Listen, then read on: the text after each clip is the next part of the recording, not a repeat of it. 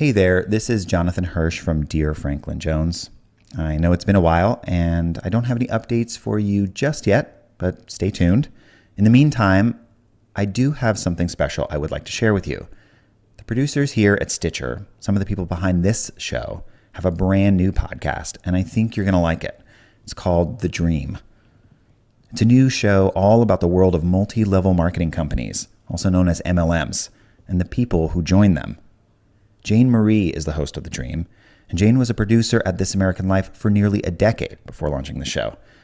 Jane grew up in rural Michigan. She's from a place where a lot of traditional jobs have gotten a little harder to come by, and so some people are turning to MLMs. Here's the pitch for a lot of these companies. If you can sell enough stuff, like diet pills or beauty products, to your friends and to your family, you can make a living from home, maybe even get rich. The real way to earn money in these companies is to convince your friends and family to join up and sell with you. So Jane goes back to Michigan to trace the origins of these companies, how a very few people at the very top of the networks get rich, and what happens to all the people at the bottom. Okay, so here's the first episode of The Dream. Don't forget to look it up on your podcast app. The next episode is already there waiting for you. Just search for The Dream in Apple Podcasts, Stitcher, Spotify, or wherever you listen to podcasts, and subscribe. Pretend I'm somebody that you've just met and I seem like... Oh, you mean what's this pitch? What's the sales pitch? Give me the pitch. Oh, well, give me the come pitch. on. You know, you can give me $1,500 and in a week you can walk away with $12,000. You know, we have endless resources. I've got a list of people that even if you don't know them, I know them, and you can call them, and all you have to do is be positive and they will get it from you. Come on, you can do this. I know you. You're a great salesperson. I trust you. I believe in you. And I'd like to share this opportunity with you. You know, don't give me your last $1,500. But if you've got $1,500 that's kicking around that you're thinking about what should I do with it, do this. Do this. Yeah. I did it. I'm in. Yeah, you're in. I know you're in. I'm Jane Marie, and this is The Dream, Episode 1. Want to swim in cash?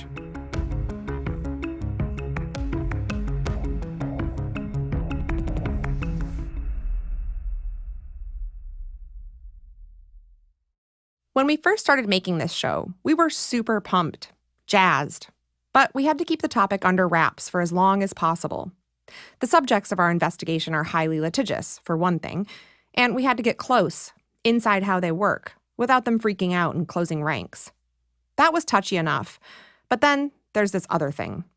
Half of my family and most of my friends from my hometown are involved, directly, intimately. And we're going to bring you into their world. It's sketchy and crazy-making and almost unbelievable. Anyway, it was frustrating, this not being able to talk about it thing. Like I said, I was super pumped, and I talk a lot. One night, I let it slip to one of my best friends that we'd gotten a new gig. The exchange went like this. All I can say is that it's kind of about pyramid schemes. And he goes, "Oh, you should talk to my mom." What? Yeah, my mom ran one of those when I was a kid out of our house. A literal pyramid scheme.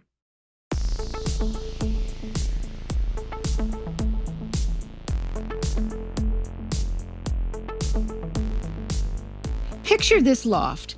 There is a 16-foot high, 22-foot wide window overlooking the World Trade Center. Ladies and gentlemen, my friend's mom, Nan Dillon. So it's got white pickled floors, a 16-foot ceiling, and 3,500 square feet. It is jammed. Hundreds of people showed up. You can't even walk. There are so many people. In order to not be suffocated by the crowd, I climbed up the spiral staircase going to the second floor just to observe. And I remember just kind of sitting on that staircase overlooking this crowd of people as they moved around the room making alliances, you know, creating future groups. Back in the 80s, Nan was working in advertising and raising her 3 kids in Manhattan. I was only just, newly unmarried and just kind of coming back into the world. It was kind of an exciting time for me that, life is new. I'm feeling very empowered. And on a personal basis, filled with an idea that I was smart and adventurous and I could do anything I wanted to do. And that life was just an adventure. The timing of Nan's rebirth, if you will, couldn't have been better. See, at that exact moment, a cultural phenomenon was taking hold in New Agey circles all over the country. It was called the human potential movement. Think of it as sort of a precursor to The Secret. Just visualize abundance and happiness and voila, you're rich and skinny, or whatever. In that time in New York City, there was a lot of human potential movement groups, kind of. It was all about energy. Energy out is energy in. And you get what you give and all of that, power of positive whatever. In the midst of this movement sits an untethered Nan, riding this new wave of endless opportunity. And along comes this exciting concept where if you put a bunch of money in and you could talk other people into joining you, that everybody could make a lot of money, and it was all cash and it was all fast and it was all fun and very optimistic and exciting. This new thing was presented as a game called the airplane game. As Nan remembers it, anyone who was even tangentially related to the whole human potential movement was abuzz about the airplane game. Parties introducing it to newcomers were being held all over Lower Manhattan. The way she describes it, they looked kind of like literary salons, with people giving inspiring lectures at their bohemian flats in the East Village, and a bunch of aging hippies sitting around cross-legged, rapt with attention. There were stories about these people who had come from California, who took up residence in some lecture hall in the East Village, and these people were giving lectures on the new way of making money while stepping aside from the establishment. It took a minute, but being in that world, eventually Nan agreed to attend one of these meetups and to learn more about this exciting opportunity. The first time I remember asking somebody, well, wait a second, how does this thing work? I was trying to understand it. He said, well, there's a pilot and there's 2 co-pilots and there are passengers and you pay to fly. These were obviously not literal airplanes. Picture this. People would set up chairs in the shape of a triangle or pyramid with 1 chair at the front. That's the pilot seat. Behind that person, there were 2 chairs for co-pilots, 4 crew behind them, and 8 passengers in the last row. Those 8 passengers were the new recruits who put in $1,500 apiece. As they recruited more people, they moved up the ranks until eventually they became a pilot themselves and took the pot. Then they moved on to another airplane. The chairs weren't absolutely necessary. Sometimes these planes were just represented by charts, but the principle was the same. So it's this revolving thing of you pay and then you wait and then everything moves very quickly. And you are, before you know it, like we're talking about 4 days, you are a pilot and people are paying you.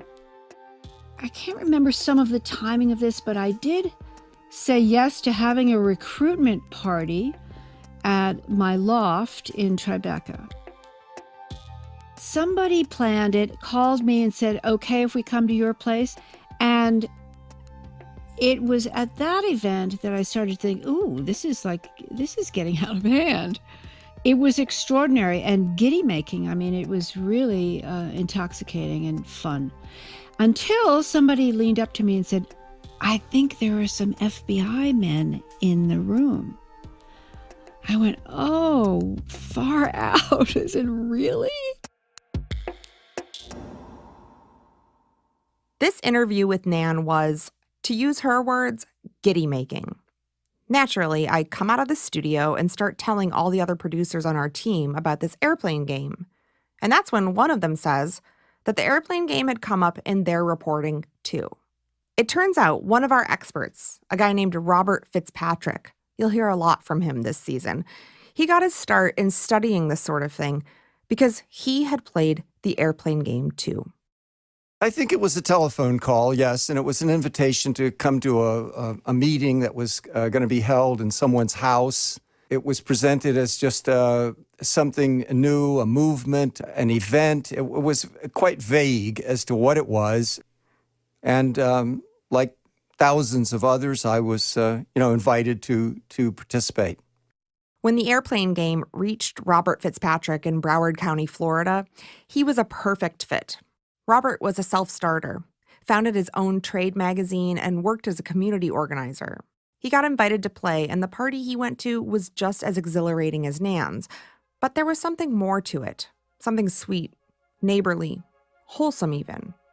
When you went in, there was an immediate sentiment, a feeling, an air of happiness, euphoria, welcoming. There was excitement. There was a speaker. People were reminded of their own goals and their hopes for a better life. And it was presented as a kind of system that enabled people to achieve their life's purpose.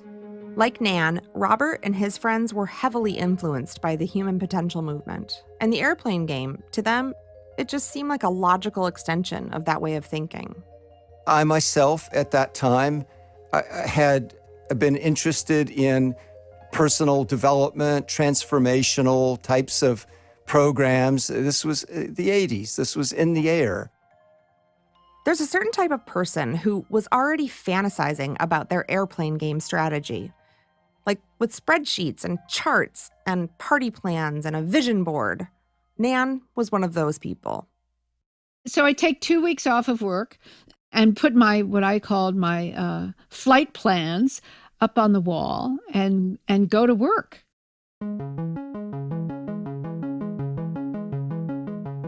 It's $1,500 to join, but it's not a fee. It's a kind of a contribution. It's what you'd put into it, and it's all based on giving and receiving. It's sharing. It's non-competitive. You pay, and then you wait, and then everything moves very quickly. And you are, before you know it, like we're talking about 4 days, you are a pilot, and people are paying you. If you're wondering, $1,500 back then would be like $3,500 today. So imagine a stream of people walking up and handing you $3 or $4 grand. That adds up fast. And Nan was told everyone who enters the game could walk away with $12,000. Again, that'd be like getting almost 30 grand for going to a party. That number absolutely sent a current of electricity through the room. The idea that someone whom you knew and trusted had received $12,000 in a matter of days, it somehow clicked that this was correct. This is the way it ought to work. That thinking correctly in America is supposed to lead to prosperity. And there is a whole current of thinking like this, which I had been subjected to, and virtually everybody had been subjected to, but particularly people who had studied this kind of new thought philosophy, that positive attitude, confidence, and right thinking attracted to you good things. There's enough for everybody. Scarcity is an illusion. And that is that kind of competitive, scarcity-based thinking that has held everyone back, and that this system breaks through that. I mean, sales is what I did. So I was able to attract a lot of people, and I had been in seminars with people. I had been in all of these different groups with people. So I had a huge roster of people that I knew that I could call upon, and people who had enough exposure to me to be able to trust me. Initially, the people that were joining were those who really were oriented to that kind of thinking. I considered myself kind of wily, like one of the first in Tribeca, managed to wheedle my way into a 3,500 square foot loft that I paid $700 a month for. If you're the type of person who moved into a 3,500 square foot loft in Tribeca in 1987, then you're probably also the type of person who'd have no problem figuring out how to get the most out of this game. You, like Nan, would be raking it in. Some others got up and said not only had they received that, they had re-entered it as a passenger and gone through the process again and received another $12,000. So these were testimonials that now the mechanism, the math of this, the structure sort of went into the background. Every time I made money, I would buy into another plane. I mean, what the heck? You pay $1,500 and make $12,000. I can be in 5 or 6 planes all at the same time, which is what I did. I was able to attract a lot of people, and the money started to flow immediately. The kids used to gather around the bed as I would just, laugh and invite them to jump into the cash that was all over the bed. It was just hilariously fun. I mean, at that point, there had to be 30 or 40, maybe $50,000. Like in, $100 bills or something. It was just crazy. It wasn't that there was so much money, but it was all cash. And it was like mountains of cash. And that was the scene that arrived with me. Sort of, hey kids, you want to swim in cash? Come on into mommy's room and let's all swim in cash.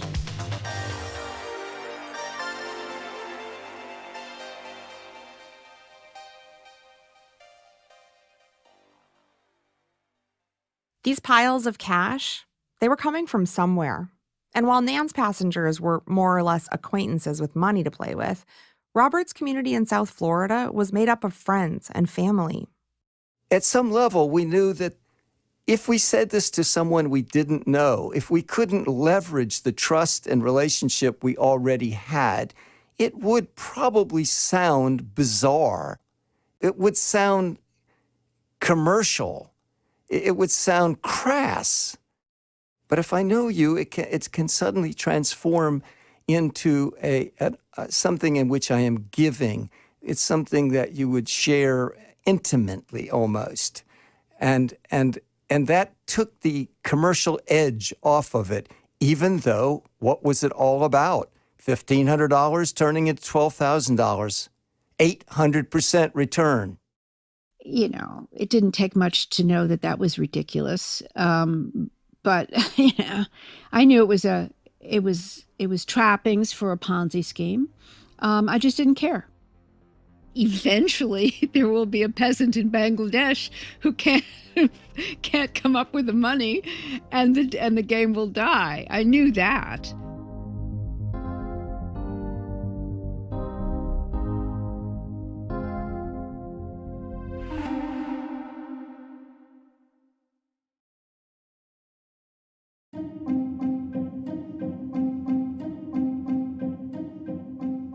Okay, where were we?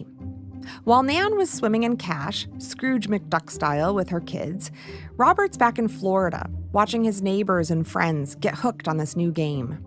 I lived in South Florida around 1986, and the airplane game arrived, and it exploded. It just became a sort of mania. People were smiling. There were a lot of familiar faces there, people that I knew. They looked like me. They were dressed like me, many professionals. So it looked very familiar, very safe, very comfortable. And remember, there was no product. This was not a business. It was not a church. It was part of a philosophy. It was a story. You used an assumed philosophical name, courage, commitment, fanciful names like this. I was invited by someone I knew and trusted. I was in a home of someone that was a mutual friend. There were plenty of people there I knew. There was a feeling of excitement. There was nothing about it that initially made me think of it as in any way illegal, fraudulent, unethical. The people that I knew and the people that I could call on were these kind of superficial liaisons that I had created by participating in these human potential movement groups.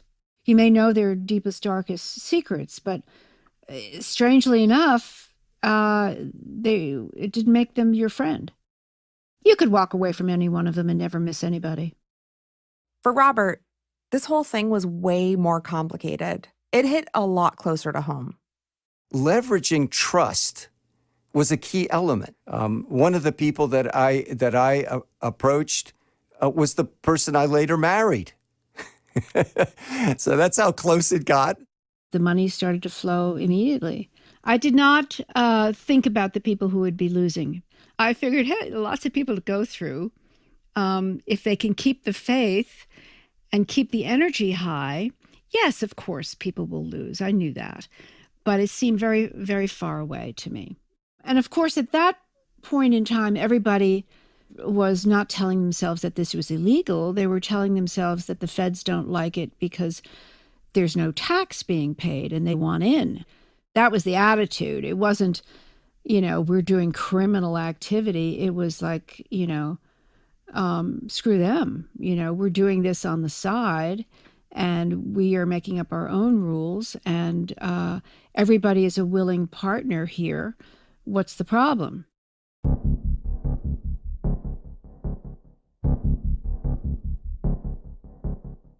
What we did decide early on was that the reason that anything could be problematic was if there was money paid but no services rendered or no product sold.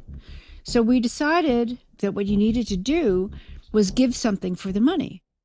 So what we did was we would present roses.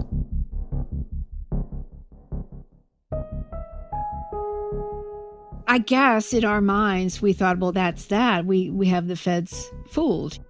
So when people came in and delivered money in big fat envelopes, I would present them with a rose. So they were buying my flower. It was a $1,500 rose. Yes, a very, very special rose. I have this image of, being in the middle of my busy day in the advertising agency where I was working and having the receptionist call back to say that Vladimir, was in the waiting room and did I want to see him? They didn't have any idea who he was. And I'm saying, absolutely. I was just reaching for one of my roses out of the bouquet that I would buy every day to bring to work and go out to the receptionist and present this guy with a rose, a very expensive rose. I'm a grown-up. I know what a Ponzi scheme is when I hear one. I said, oh, far out. So I know what that is. But no, I didn't care. There were some other kind of hard to convince people. And I found myself suddenly with this sale not being quite as easy as it was in the beginning. We had our attention on winning. We didn't have any attention on losing. And then the problem happened. There's this concept in pyramid schemes or Ponzi schemes. It's called the endless chain. It posits that the supply of people coming in on the bottom tier is infinite.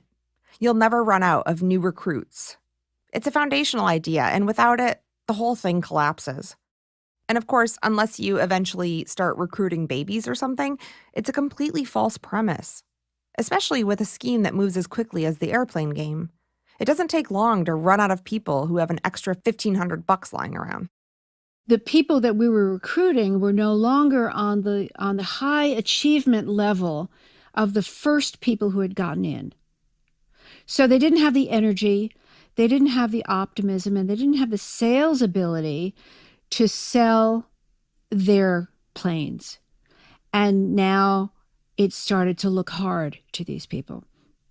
And they started to see, oh my God, maybe I'll just lose my money. I can't do this. As it progressed, we began noticing that some of the people coming in, they looked aggressive. They looked, greedy. They looked opportunistic. and they didn't seem to reflect the language anymore. They just saw it as a chance to make money. There were doubts that had begun to enter. The type of people coming in, that certain people would warn you. The word pyramid scheme was uttered by some people. There was a sense that it might not last forever.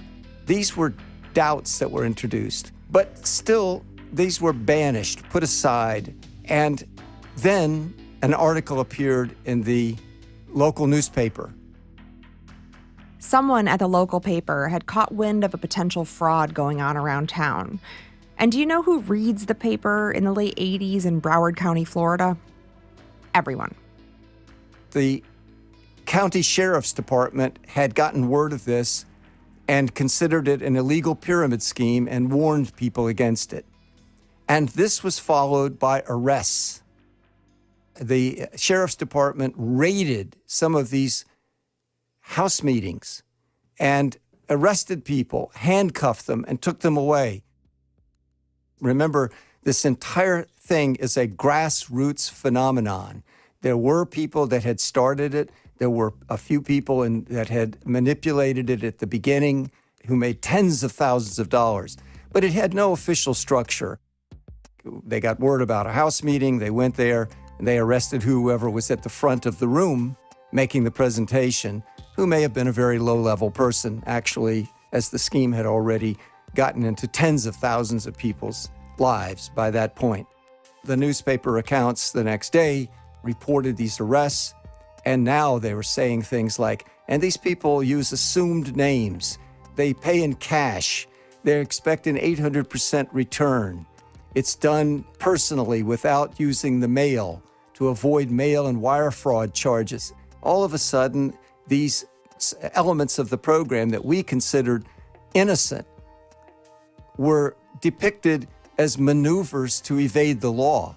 And the whole thing looked, in the context of the article, as a crass, ridiculous, absurd program of dim-witted people who didn't even understand that they were being duped into a fraud. When we saw it in black and white, of course, the element of being arrested sent terrible fear through everyone, through the communities, because now your friendship suddenly became a liability. And people began now to avoid each other, frightened that someone would blow the whistle on you. You might be reported. So what had become this wonderful bond, bringing so many people together, in which private, intimate, personal, collegial relationships had actually been commercialized, but in the language of a philosophy that almost denied the element of commercialism, those same relationships now became threats. Now, also, people who had given money might want it back. And so there was this element, too, of now debt and obligation.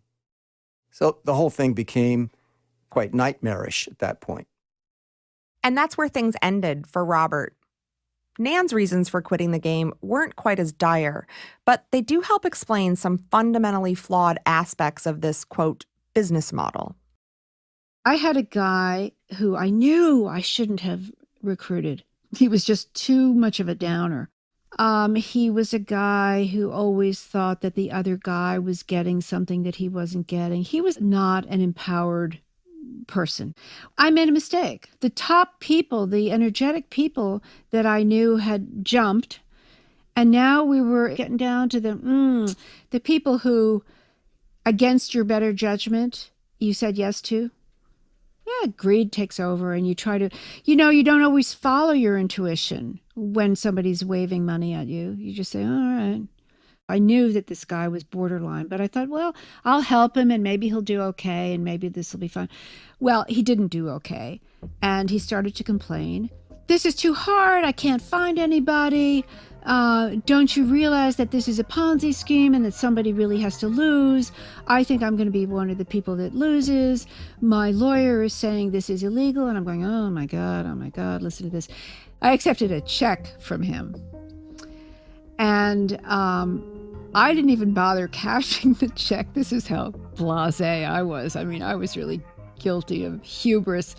I had endorsed the check in the back and written it over to my kids' school for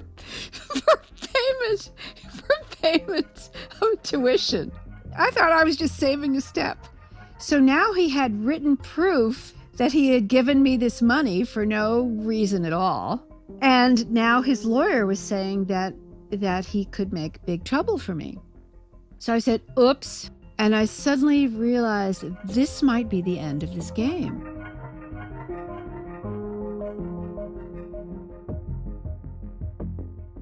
So he called me up and started threatening me with all of this stuff in his whining, complaining, loser way. So I said, okay, I get it. I can meet you, in half an hour, and I'll give you every cent that you've given me. I'm going to give you back.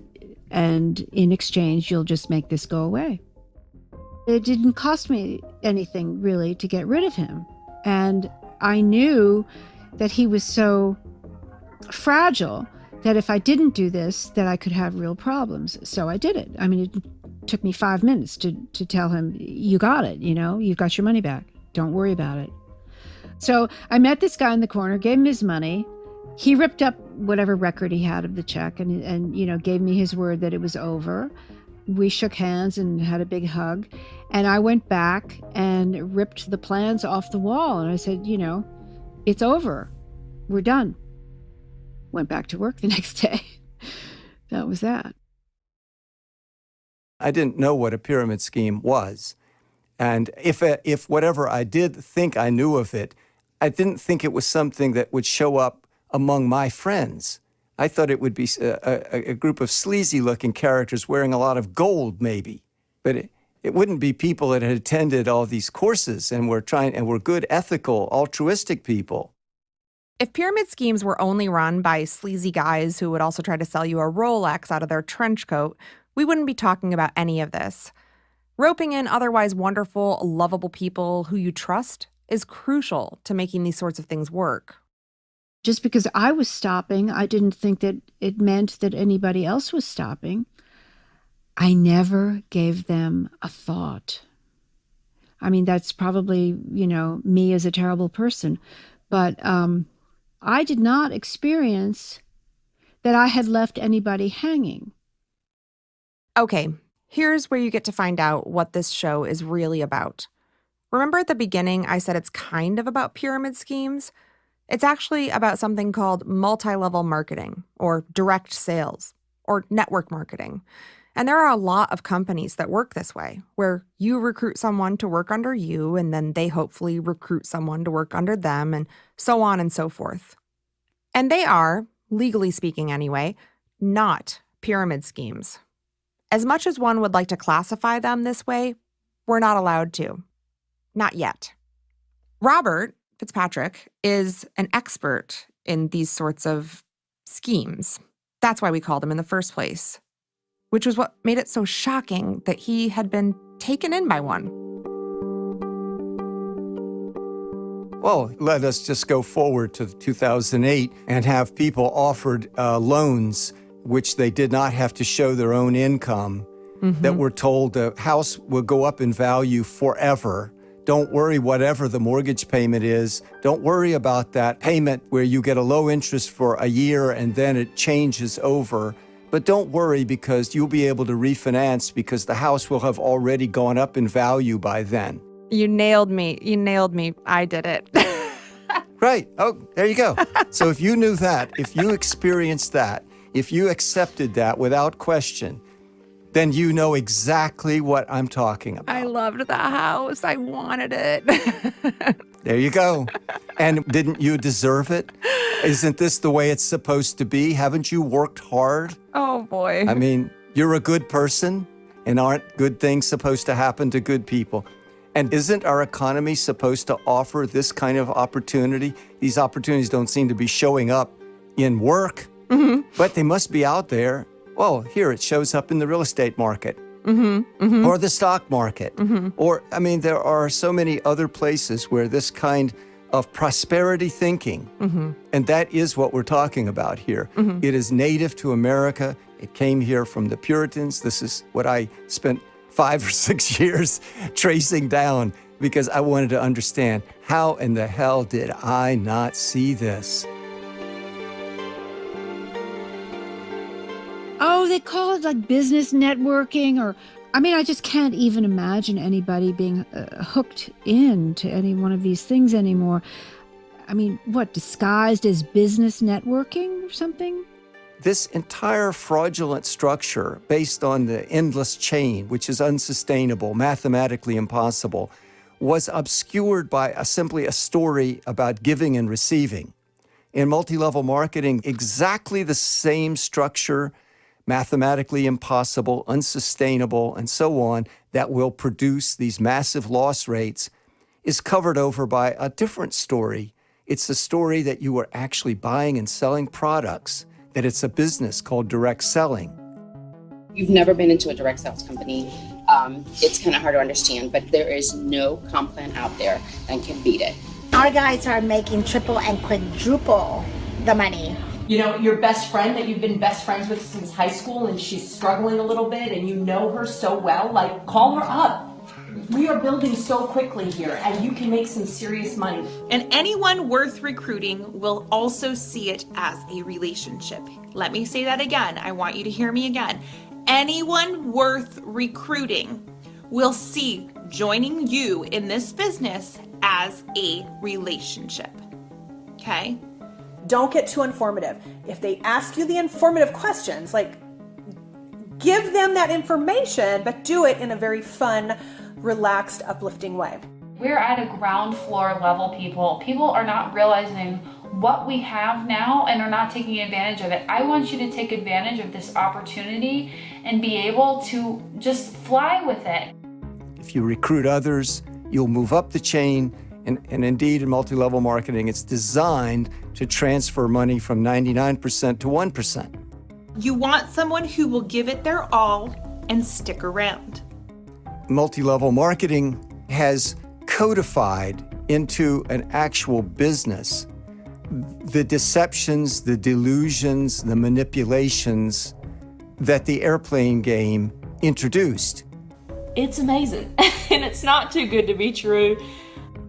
It's still based on a prosperity belief that we are entitled to these good things, that they can come to you through belief, through confidence, and through positive thinking.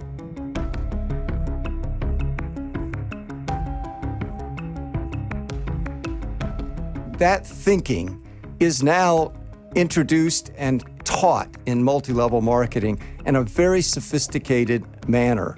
So much so that there's no police department, there's no authority in the country right now that will openly acknowledge this for what it is, look at it in depth, and just show you in plain black and white that this thing is unsustainable and that it is indeed a racket. No one until now.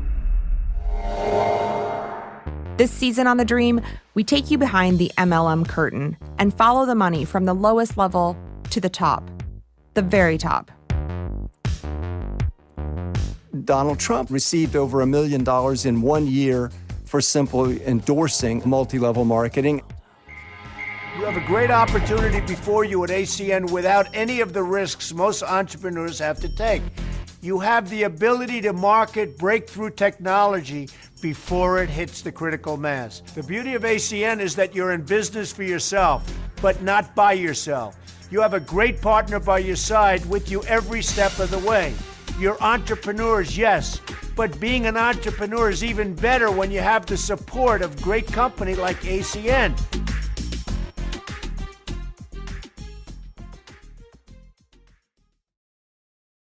Coming up this season on The Dream.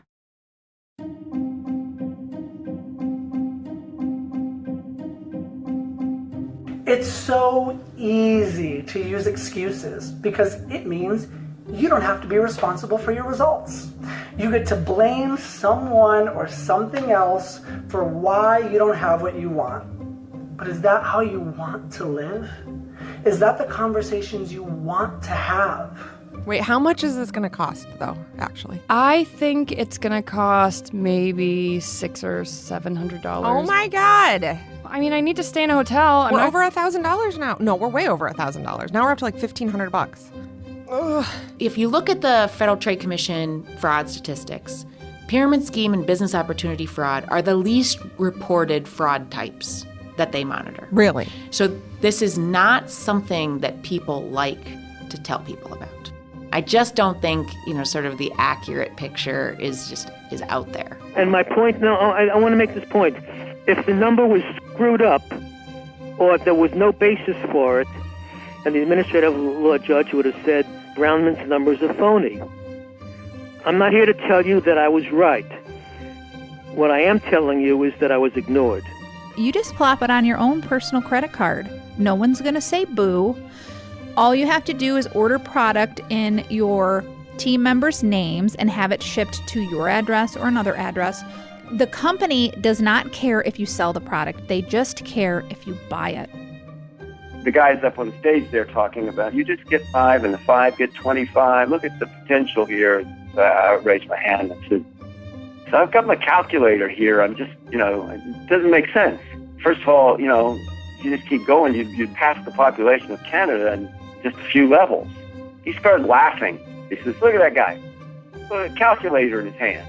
If you have to go consult numbers in order to believe in your own ability to make this thing work, you'll never succeed.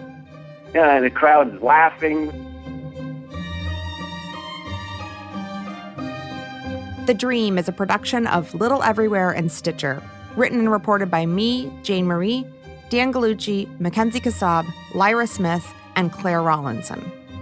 Editing by Peter Clowney. Our fact checker is Michelle Harris. The Dream is executive produced by Laura Mayer, Chris Bannon, Dan Gallucci, and me.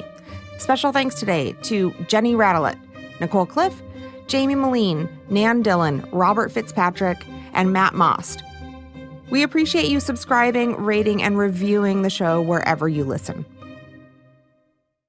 That was The Dream. Don't forget the next episode is already out, and it's a good one, so you won't want to miss it.